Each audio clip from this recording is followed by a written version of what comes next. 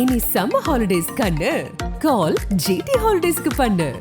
GT holidays, south India's #1 travel brand. Nakkheeran நேயர்களுக்கு வணக்கம். இன்று நம்முடன் கருத்துக்களை பகிர்ந்து கொள்ள இணைந்திருக்கிறார் திமுக தேர்தல் பணிக்குழு செயலாளர், முன்னாள் சட்டமன்ற உறுப்பினர் திரு கடலூர் இல புகழேந்தி அவர்கள். வணக்கம் சார். அனைவருக்கும் வணக்கம். மீண்டும் ஆட்சிக்கு வரமாட்டார் மோடி, இந்தியா கூட்டணி தான் ஆட்சிக்கு வரும் அப்படின்லாம் சொன்னீங்க.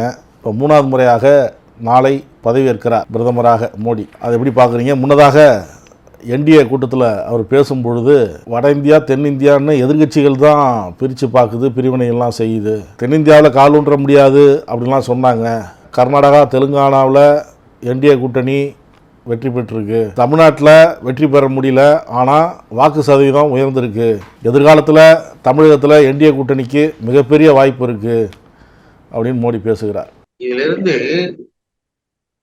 மிஸ்டர் நரேந்திர மோடி முதல்ல நீங்க கேட்டீங்க இல்லையா, வெற்றி பெற்று விட்டார்னு. அதாவது அதிகாரம் இல்லாத பதவி, கடிவாளம் போடப்பட்ட குதிரை. மிஸ்டர் மோடியினுடைய ஒரிஜினாலிட்டி, அவங்க தனி பெரும்பான்மையோடு ஆட்சியில் இருந்தவர்கள் இப்ப அந்த தனி பெரும்பான்மையை இழந்திருக்கிறார்கள் என்பதுதான் தோல்வி என்று நாம குறிப்பிட விரும்புவது. தனி பெரும்பான்மை இழந்தாச்சு. கூட்டணி கட்சிகளை நம்பிதான் இனிமே நரேந்திர மோடியினுடைய ஆட்சி அப்படின்னு ஒண்ணு வந்தது. அதுவே ஒரு இறக்கம், ஒரு சரிவுதான். அதற்கு அடுத்ததா பார்த்தா கூட்டணி கட்சியில வந்த கட்சி தலைவர்கள் மிக தெளிவாக கடிதமே கொடுத்துட்டாங்க. அந்த கடிதம் கொடுக்கும் போது இந்த ஒரே நாடு ஒரே தேர்தல் அப்படி என்பதை நாங்கள் கடுமையாக எதிர்க்கிறோம், ஏற்றுக்கொள்ள முடியாது. மோடி அவுட்டு. அவருடைய தீவிரமான கொள்கை வேறு, இந்த பேச்சு, இந்த வாய்தாளம்லாம் அங்க அடி வாங்குச்சு. அடுத்ததாக பொது சிவில் சட்டம், இந்த பொது சிவில் சட்டம் அப்படின்றத, காமன் சிவில் லா அப்படின்றத அனைத்து தரப்பாரையும் அழைத்து பேசி அவங்க எல்லாம் ஏற்றுக்கொண்டதற்கு பிறகுதான் அந்த இதை நீங்க நிறைவேற்றலாம், அதுக்கு முந்தைய நிறைவேற்றக்கூடாது, அதையும் சொல்லிட்டாங்க. மோடி அங்கேயும் அவுட்டு. அதை போலதான் குடியுரிமை சட்டம். அதை போல இவர்கள் செய்கின்ற ஒவ்வொரு வேலையையும் தீவிரமாக இருந்தாங்கல்ல, அது எல்லாத்தையுமே கான்ஸ்டிடியூஷன்ல இன்க்ளூடிங். இப்ப பாருங்க, நம்முடைய வெற்றி எதுல இருக்கு தெரியுமா? போன முறை நாடாளுமன்ற தேர்தலுக்கு வெற்றி பெற்றுட்டு மோடி போகும்போது படிக்கட்டை தொட்டு கும்பிட்டாரு. எல்லாரும் பார்த்தாங்க, அடாடா படிக்கட்டெல்லாம் தொட்டு கும்பிடுறாரு. படிக்கட்டை தொட்டு கும்பிட்டு உள்ள போனவரு பார்லிமெண்ட் கூட்டத்துல ஒரு நாள் கூட எதுக்கும் பதில் சொல்ல மாட்டாரு. அந்த மாதிரி தொட்டு கும்பிட்டு போனாரு. ஆனா இப்ப என்ன பண்ணாரு? மோடி உள்ள வரும்போது அரசியலமைப்பு சட்டத்தினுடைய பக்கங்களை, புத்தகத்தின் பக்கங்களை கண்ணுல ஒற்றி தொட்டு கும்பிட்டுட்டு போறாரு. வச்சாச்சு. அரசியலமைப்பு சட்டத்தை நீ தொட்டு கும்பிட்டாகணுன்ற நிலையை உருவாக்கியது இந்திய கூட்டணி. ஆக மோடிக்கு சரிவு என்பது அவருடைய கொள்கைகள் என்று அவர்களால் பரப்பப்படுகின்ற விஷ வித்துக்கள் அத்தனைக்கும் அடிபடுது.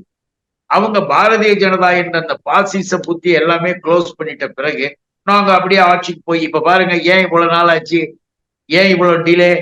அதுக்கு என்ன பதில் சொல்ல முடியும்? என்ன டிலே ஆச்சு? அப்ப நீ கூட்டு பேசும்போது அவங்க சொல்லிட்டாங்க, உள்துறை எனக்கு கொடு, நிதி அமைச்சகத்தை எங்களுக்கு கொடு, இராணுவத்துறை எங்களுக்கு கொடு என்றெல்லாம் ஒவ்வொரு துறை சம்பந்தமாகவும் பேச்சுவார்த்தை நடக்கும் போது ஒரே குழப்பம்.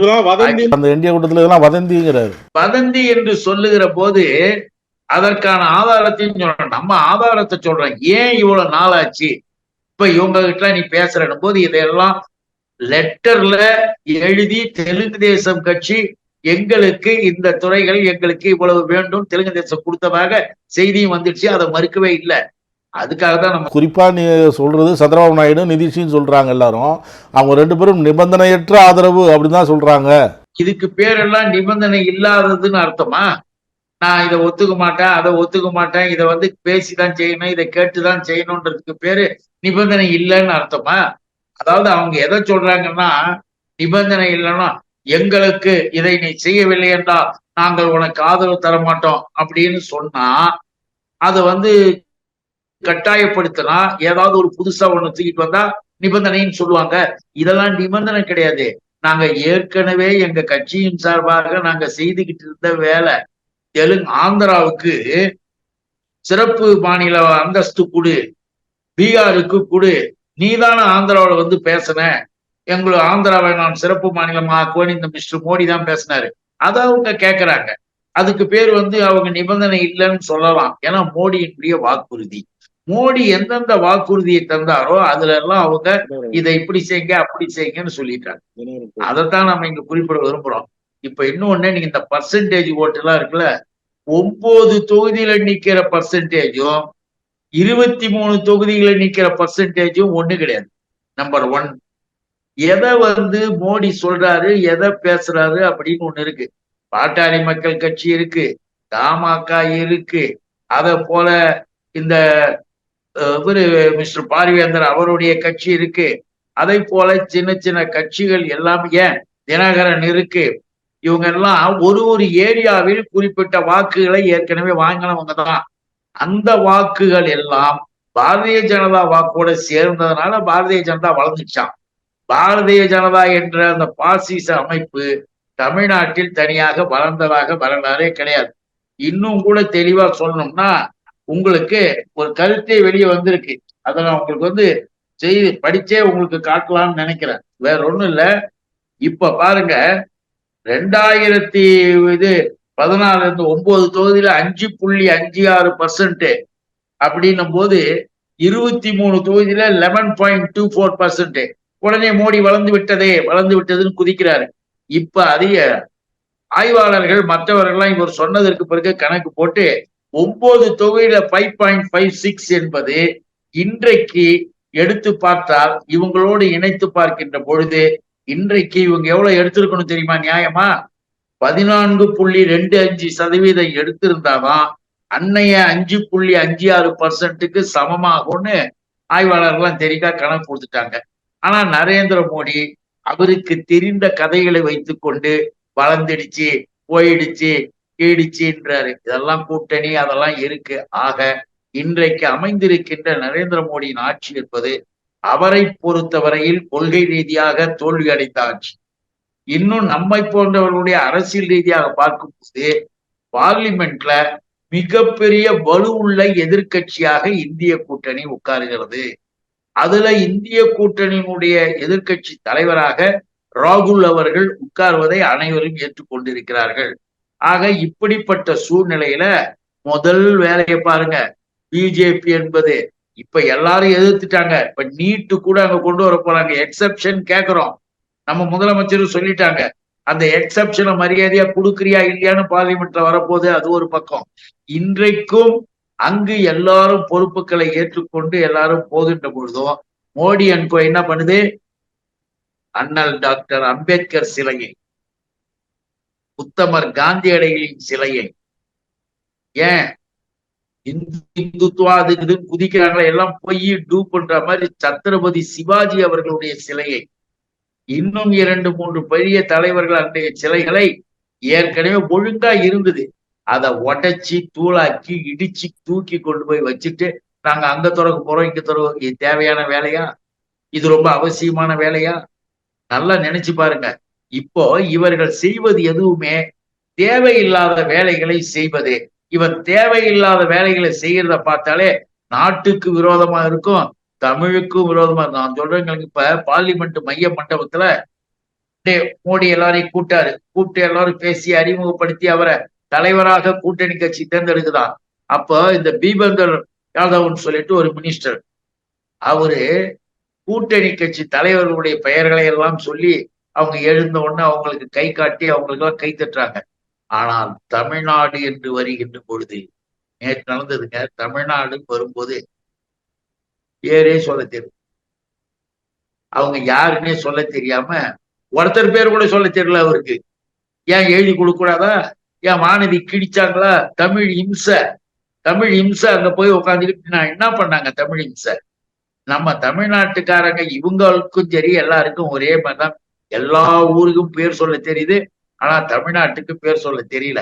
எதுக்காக இதை இங்க பதிவு பண்ண குறிப்பிட விரும்புகிறேன் என்றால், பிஜேபி மாறாதது அப்படிதான் இருக்கு. ஆனால் அவர்கள் இன்றைக்கு நம்முடைய முதலமைச்சர் எங்களுடைய தலைவர் அண்ணன் தளபதி சொன்ன மாதிரி கடிவாளம் போடப்பட்ட குதிரை.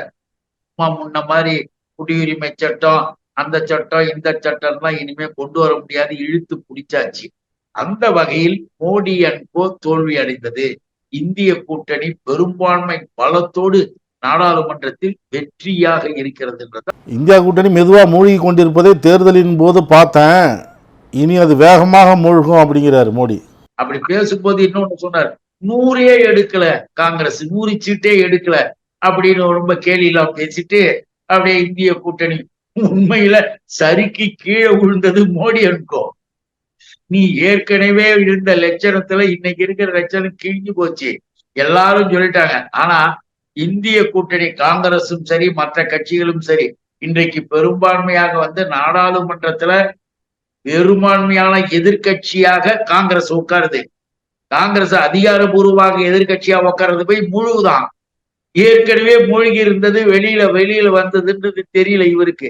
இப்ப காங்கிரஸ் வந்து வளர்ந்து அங்க வந்து வருது.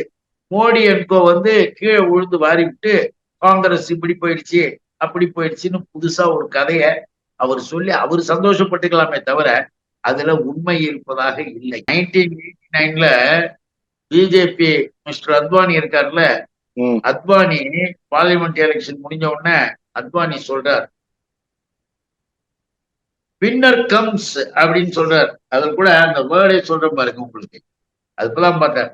Winner comes second. எங்க 89ல பிஜேபி வந்து 80-84 எம்பிகள் வராங்க, அப்பதான் எதிர்கட்சியாக தேர்ந்தெடுக்கிற அளவுக்கு வராங்க. அப்ப சொல்றாரு வின்னர் கம்ஸ் செகண்ட். சொன்னது அத்வானி. அந்த அத்வானி கிட்டதான் போய் மோடி இப்ப வாழ்த்தெல்லாம் வாங்குறாரு, காலில் தொட்டு கும்பிடுறாரு. அப்ப அத்வானி மறுபடியும் நினைவுபட்டிருப்பாரு, வின்னர் கம்ஸ் செகண்ட், யோ இந்திய கூட்டணி செகண்ட், பி கேர்ஃபுல், வின்னர் அவங்கதான் அப்படின்ற அந்த அர்த்தத்தை கூட நம்ம எடுக்கலாம்.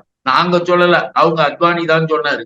அந்த வார்த்தையை மோடி மறுபடியும் ஒரு தடவை படிச்சு பார்த்துட்டு முழுவதா சரிதான்றத புரிஞ்சுக்கிட்டோம். பாஜக மாநில தலைவர் 2026ல் பாஜக தமிழகத்தில் ஆட்சி அமைக்கும் அப்படிங்கிறார். இப்பவே சில இடங்கள்ல 2வது இடத்துல நாங்க வந்துட்டோம் அப்படின்லாம் பாஜக சொல்றாங்க. என்னைக்கு எப்ப எதை பேசினாலும் அதை வந்து நம்ம எப்படி எடுத்துக்கணும்னா, போற போக்குல போதையில உளறிட்டு போற ஒரு குடிகாரம் பேச்சு மாதிரி அதை எடுத்துக்கலாம். குடிகாரம் பேச்சு விடிஞ்சா போச்சுன்ற மாதிரி நேத்து ஒன்று சொல்லுவார், நான் கோயம்புத்தூரில பெறுகிற வெற்றி இவர்களுக்கெல்லாம் டெபாசிட் போகும், நாங்கள் இத்தனை இதுல வருவோம், திமுக இப்படி தோல்வி அடையும். யாரு நீ ஓட்டு கையில அரசியல் நடந்து உன் கட்சியை வளர்த்துக்கிற வேலையை பாருன்னா, பெரிய ஜோசிய ஜாதகக்காரன் சொல்ற மாதிரி உக்காந்துக்கிட்டு அந்த கதை இந்த கதைன்னு பேசுறதுல இப்ப இந்த கதை வந்திருக்குது. இப்ப இந்த கதையில கூட நாம ஒண்ணு என்ன சொல்றோம், இத கூட நான் சொல்லல, அவங்க கட்சியை சேர்ந்த எஸ்.வி. சேகர் சொல்றாரு, மறுபடியும் ஒரு பேட்டி கொடுக்கிறார், தெளிவா சொல்றார், மிஸ்டர் அண்ணா இருக்கின்ற வரை பாரதிய ஜனதா தமிழ்நாட்டில் உருப்படாது, தமிழ்நாட்டில் பாரதிய ஜனதா எந்த காலத்திலும் எழவே முடியாது, இந்த அண்ணா நபர் இருக்கின்ற வரை அப்படின்றது தெளிவா பளிச்சுன்னு எடுத்து சொல்றாரு. உன் கட்சி தானே, நீ தானே மாநில தலைவர், ஏன் உன் தலைமையில சொல்லி எஸ்.வி. சேகர் மேல நடவடிக்கை எடுக்க முடியுமா? அப்ப அதிகாரம் இல்லாத ஒரு இழவுக்கும் இல்லாத ஒரு பதவியை வச்சுக்கிட்டு ரிப்போர்ட்டர்ஸ் பத்திரிகையாளர் வந்தா உன் இஷ்டத்துக்கு ஏதாவது உளருவ, ஏதாவது பேசுவ, கற்பனை கூட நீ பண்ண முடியாது. நாம இப்ப அழுத்தம் திருத்தமாக சொல்றோம், ஒரு பஞ்சாயத்து போர்டு பிரசிடென்டா கூட இந்த 420 மேல தமிழ்நாட்டு மக்கள் தேர்ந்தெடுக்க மாட்டாங்க. அவர் அதுக்குள்ள அப்படியே கூட்டணி ஆட்சி அமைந்து இவர் அப்படியே முதலமைச்சராகி அப்படியே கனவு உலகில மிதக்கிறார். எப்ப அடி மேல அடி உழுந்து கீழே உழுந்து கிடந்துட்டு, நான் கீழே தான் உழுந்தேன் ஆனா என் மீசையில மண்ணு ஓட்டல பத்தீங்களா அப்படின்ற மாதிரி இந்த பேட்டியை கொடுத்திருக்கிறாரு.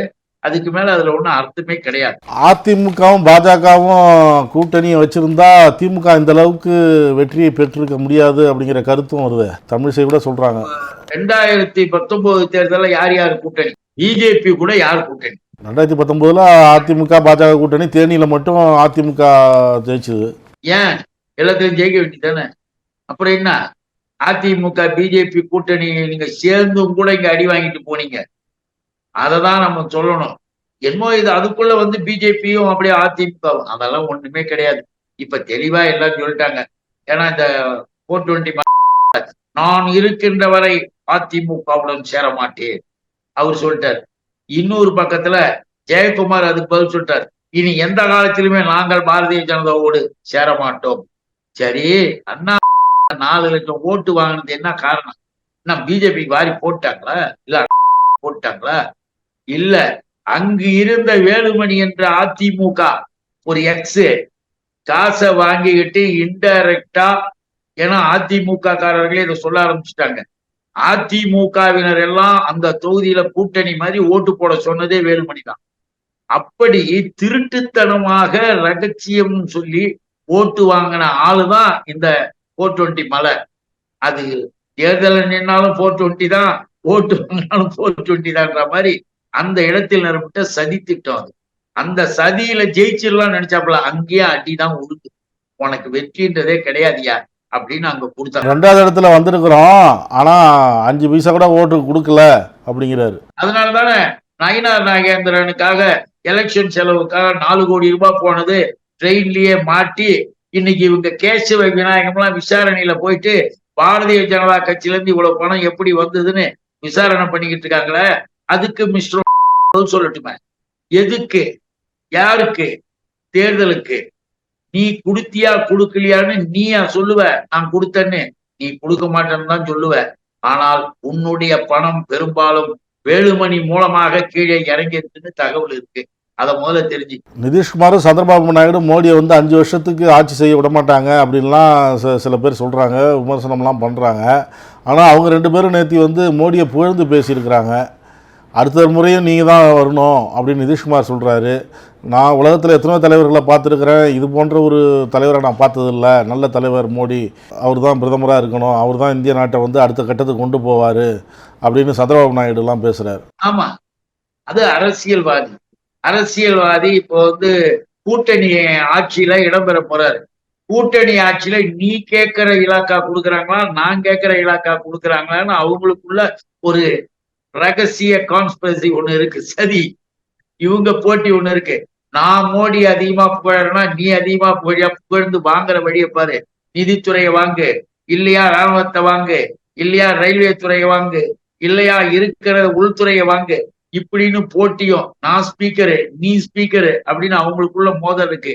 இவங்களை சமாதானப்படுத்தி கொண்டு உட்கார்ந்து இருக்கிற மோடி அனுப்ப இருக்க ராஜ்நாத் சிங்கும் அமித்ஷா இந்த குரூப் எல்லாம் உட்காந்து பேசிக்கிட்டு இருக்காங்க. இந்த நேரத்துல மோடிய பெருமையா தான் பேசுவாங்க. இந்த நேரத்துல ஆஹா ஓஹோன்னு சொல்லுவாங்க. இந்த நேரத்தில் புகழக்கூடிய வார்த்தை எதுவுமே உண்மையானது அல்ல என்பது காலம் பதில் சொல்லும். 40க்கு 40 திமுக வெற்றி பெற்றது, திமுக கூட்டணி வெற்றி பெற்றது அப்படின்னு நீங்களாம் சொல்றீங்க. ஆனா திமுக கூட்டணியுடைய வாக்கு சதவீதம் குறைந்து போச்சு அப்படின்னு சொல்றாங்கல்ல. இந்த பதம், இந்த வாக்கியமே எவ்வளவு தவறானது பாருங்க. திமுக கூட்டணியினுடைய வாக்கு குறைஞ்சிருச்சான். திமுக கூட்டணி என்பது, இந்திய கூட்டணி என்பது, இன்றைக்கு இணைந்திருக்கிற இந்த கட்சிகள் என்பது போன தடவை போன பார்லிமெண்ட்ல இருந்தோமா, இல்ல போன தேர்தல்கள்ல இருக்குமா? ஒரு தேர்தலுக்கும் கூட்டணி அமைப்புகள், கூட்டணி கட்சிகள் மாறும் சேரும், அது இயற்கையான நிலை. இப்படி சேருகின்ற பொழுதும் எத்தனை தொகுதிகளில் எவ்வளவு பேர் போட்டியிடுகிறார்கள், எந்தெந்த கட்சி என்பதிலையும் அந்தந்த கட்சிக்கான வாக்கு வித்தியாசங்கள் வித்தியாசப்படதான் செய்யும். இந்த வித்தியாசத்தெல்லாம் எடுத்து வச்சுக்கிட்டு திமுக கூட்டணியினுடைய வாக்கு வித்தியாசம் குறைந்து போய்விட்டது என்று சொல்வதே தவறான கணிப்பு, தவறான பார்வை. இது ஒரு ஆரோக்கியமான ஒரு சிந்தனையாக தெரியல. This is unhealthy. எதுக்காக இதை சொல்ல வரோம்னா, நாம வந்து 40 தொகுதியில நின்று வாங்குற வாக்குகள், இப்ப நாம 20 தொகுதியில, 22 தொகுதியில, 25 தொகுதியில நின்று நாம வாங்குற வாக்குகள், இல்ல நம்முடைய கட்சி சட்டப்பேரவையில எத்தனை தொகுதிகளை நிக்குது அப்ப வாங்குகிற வாக்குகள், எதையுமே இணைத்து பார்த்து வாக்கு குறைந்தது என்று சொல்லுவதற்கு ஒரு அடிப்படை காரணம் இருக்கும். சரியாக 20 தொகுதியை எடு, 20 தொகுதியை எடு, 2த்தையும் இணைத்து பார். இணைத்து பார்த்தினா அன்னைக்கு கூட்டணியில யார் யார் இருந்தான், இன்னைக்கு யார் யார் இருக்காங்க, அதெல்லாம் இணைச்சு பார்த்து அந்த விகிதாச்சாரத்தை போட்டு பார்த்தாதான் தெரியுமே தவிர மேலோட்டமாக மேல உட்காந்துக்கிட்டு திமுக 40க்கு 40 முதல்வர் சொன்னார், 40 நமக்கே அப்படின்னாரு. அவர் சொன்ன வார்த்தை நடந்திருக்கு. வெற்றி பெற்றவர்களுக்கு எப்படியாவது தோல்வி முகத்தை பூசிடணும்னு சொல்லிட்டு நீ தவிச்சுக்கிட்டு கிடக்குற. நீ வந்து பள்ளத்துல விழுந்துட்டு எழ முடியாம இருந்துகிட்டு குதிச்சுக்கிட்டு கத்திக்கிட்டு கிடக்கிறதாதான் இதுக்கு பேரு, வேற ஒண்ணும் கிடையாது. கருத்துக்களை பகிர்ந்து கொண்டதற்கு நன்றி சார். நன்றி, வணக்கம், வாழ்க. நக்கீரன் டிவிக்கு சப்ஸ்கிரைப் செய்யுங்கள். உங்கள் ஆதரவே எங்கள் பலம். ஆசிரியர்களுக்கு நண்பனாகவும் மாணவர்களுக்கு ஆசானாகவும் திகழும் தேர்வு வழிகாட்டி. ஒவ்வொரு பாடத்திற்கும் அனுபவமிக்க ஆசிரியர்களின் துல்லியமான தெளிவான விடைகள். CNC இருக்கு, தேர்வு பயம் எதற்கு? இது தீரன் பப்ளிஷிங் ஹவுஸ் விற்பனை வெளியீடு.